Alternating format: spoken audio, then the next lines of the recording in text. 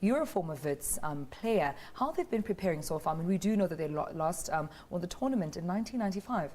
Yeah, these two teams, obviously, they would have known that they're facing one another because the way the tournament is set up, the way it finishes, the top 8 finishes, that's how they paired up. So first plays 8th, second plays 7th, third plays 6th, fourth plays 5th. Plays number 5. So they've known they're coming up against one another. So they've had enough time to prepare for this specific game. Obviously, Wits have done a lot of business, and they did their business early in the offseason in terms of their signings. So they've had enough time to gel. Celtic as well, I'm sure their team has settled by now. So it's going to be a really close affair. The funny thing, this is a rematch from last season as well, because these two teams met at this very same stage.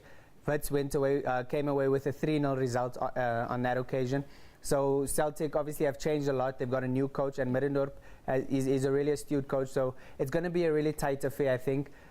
So both teams, I believe, will be really well prepared, and we expect a really close game tonight. And speaking of Celtic, they've shown quite an improvement, I mean, under the leadership of their coach, Ernest. Like we say, I mean, he's German, and we know what the Germans are about. Germans, you know, they want organization, and, you know, he's no different. His teams are generally very organized. They play a very tight game of football. They don't give away anything soft, and that's what they'll need to do tonight. I mean, obviously, Wits, based on their form from last season, they'll come in as favourites, and so Celtic are going to have to be on top of their game especially defensively. They're going to have to make sure that they keep it really tight, because Wits are the type of team who will punish any mistakes that they make. So I do believe that Celtic will come into this game looking to be very tight at the back, and I think Wits will be more the aggressors on the night. Absolutely. Now let's take a look at some of the pairs. Of course, we do know that Sundowns is taking on Platinum Stars, and we know that they've spent big, I mean, during their off-season. What do you expect from this pair?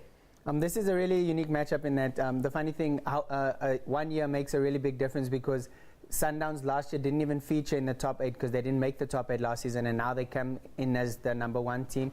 So it's going to be a really tight game, and Platinum Stars are the holders of the cup. So it's the league champions versus the MTN 8 champions. So it's going to be a really tight one. We know Sundowns have bought, you know, they generally, their off-season is a busy season for them. They've bought quite a bit. So that might count against them in this early stages, because those players that come in still need to fit into the team and still need to gel within the team. But having said that, they have had all of pre-season to do that.